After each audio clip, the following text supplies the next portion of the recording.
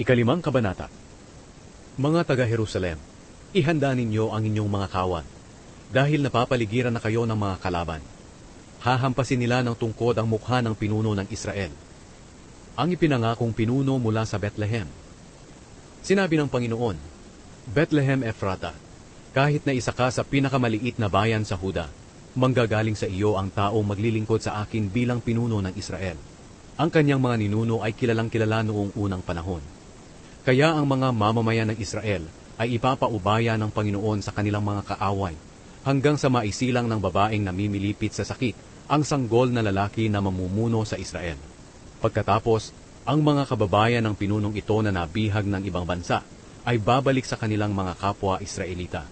Pamamahalaan niya ang mga mamamayan ng Israel sa pamamagitan ng lakas at kapangyarihan ng Panginoon. Ang katulad niya ay isang pastol na nagbabantay ng kanyang kawan. Kaya mamumuhay sila ng mapayapa, dahil kikilalanin ng mga tao sa buong mundo ang kanyang kadakilaan. Bibigyan niya ng mabuting kalagayan ang kanyang mga mamamayan, kalayaan at kapahamakan. Kapag sinalakay ng mga taga-Assyria ang ating bansa at pasukin ang matitibay na bahagi ng ating lungsod, lalabanan natin sila sa pangunguna ng ating mga mahuhusay na pinuno. Tatalunin nila at pamumunuan ng Assyria ang lupain ni Nimrod sa pamamagitan ng kanilang mga armas. Kaya ililigtas nila tayo kapag sinalakay ng mga taga-Assyria ang ating bansa. Ang mga natitirang Israelita ay magiging pagpapala sa maraming bansa. Magiging tulad sila ng hamog at ulan na ibinibigay ng Panginoon para tumubo ang mga tanim. Magtitiwala sila sa Diyos at hindi sa tao. Pero magdadala rin sila ng kapahamakan sa mga bansa. Magiging tulad sila ng leon na matapang sumalakay sa mga hayop sa kagubatan at sa kawan ng mga tupa sa pastulan. Kapag sumalakay ang leon, nilulundagan nito ang kanyang biktima at nilalapa, at hindi ito makakaligtas sa kanya. Magtatagumpay ang mga Israelita laban sa kanilang mga kalaban. Lilipulin nila silang lahat.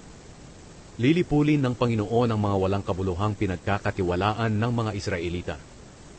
Sinabi ng Panginoon, sa mga araw na iyon, ipapapatay ko ang inyong mga kabayo at sisirain ko ang inyong mga karwahe. Gigibain ko ang inyong mga lungsod, pati na ang mga napapadirang lungsod. Sisirain ko ang inyong mga anting-anting, at mawawala ang inyong mga mangkukulam. Hindi na kayo sasamba sa mga imahen at sa mga alaalang bato na inyong ginawa, dahil wawasakin ko ang mga ito.